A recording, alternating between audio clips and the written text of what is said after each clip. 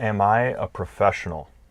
My entire life, I've allowed myself to believe that the things that I'd been doing, careers and jobs from a young age up until now, and traveling and the places I've seen and the things I've done with my wife and by myself, I never earned on my own merit. And I don't exactly know how I feel about that, because I still don't always feel that the things that I have done or the jobs in my past I earned because of me, which is really, really silly, because who else was going to that job every day if it wasn't me? Growing up, my first jobs were kind of placed in front of me by my father and the connections he had had and the people he had known. And that idea kind of spilled over into a lot of other things. And when we had moved to Nashville in our mid-20s, even the job there, I didn't feel like I received because of me. I didn't get that job because of my own merit.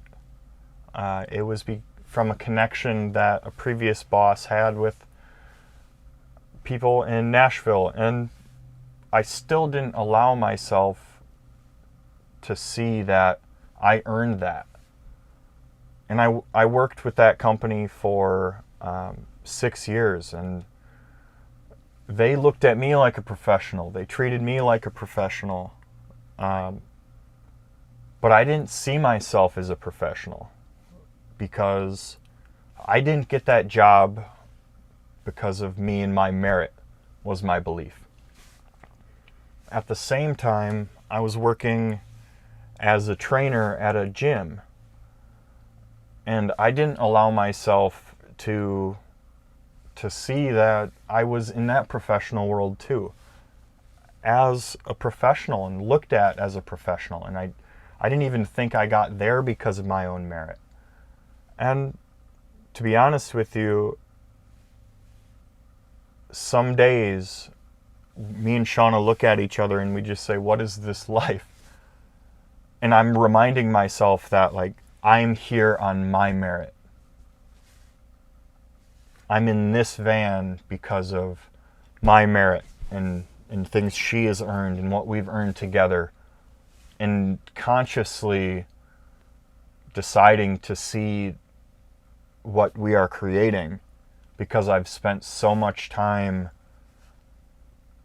not seeing it, or honestly thinking it was because of someone else. And other people help, and I recognize the help from other people. But at the end of the day, I was completely separate from myself and seeing myself as a professional.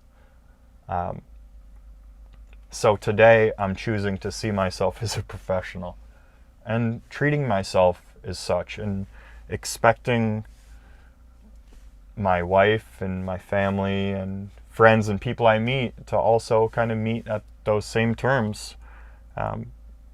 Because now I felt that it went so far that I actually disrespected myself a little too long.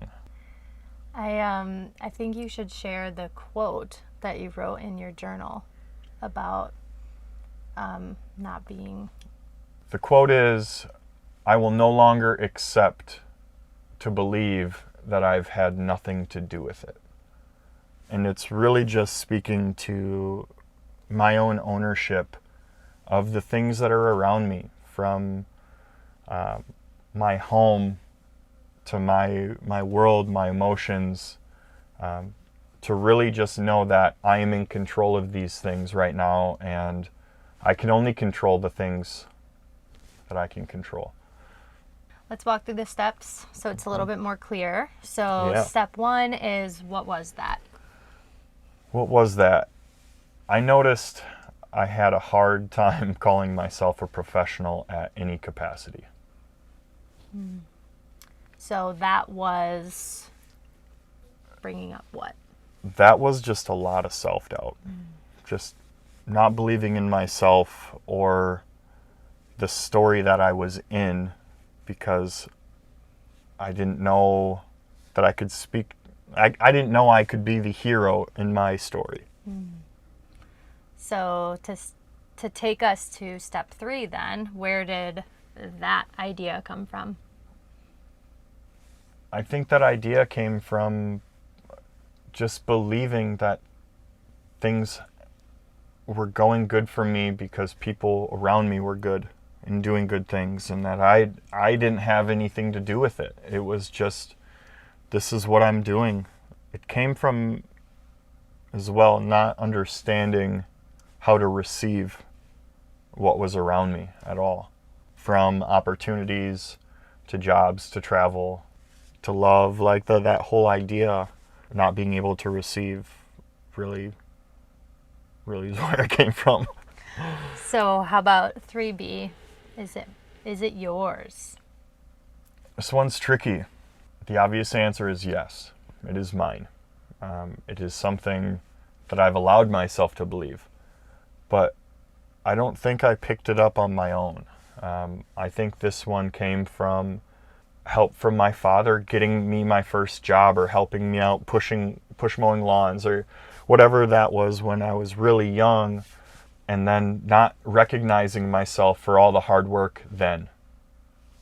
And I think my entire family, or all the people around me, could recognize what a hard worker I was, but I couldn't. So I think it was just a lesson or something I allowed myself to believe long ago, finally hitting like a boiling point. Yeah. How about with step 4 is application and course correction? My application and course correction would be just write a list of things you have done. And if you've only done one thing, write down the skills that make you really good at that one thing. If you're a cashier, it can be money. How good are you with money? I'm talking really small skills that transcend the career that you're in. Where can you take those skills? What do they provide you? And writing them down and looking at them and kind of giving yourself that pat on the back for building a good set of skills that, if one day you find you don't like the place that you're at, you can always take those skills somewhere else. Awesome. So the challenge today would be to do Corey's homework. I think self-doubt is again one of those things that's just, we don't know that it's controlling us for a long time until it kind of rears its ugly head like it kind of has for you. So the challenge today would just be to look at that, spend the time asking yourself about it, journaling about it, and actually doing his course correction. Hey all, thanks for watching, and as always, like, comment, share, and we drop new material every Monday, Wednesday, and Friday. If you're interested in our current projects or any of our future projects, please support our work at www.patreon.com/usfirstthat.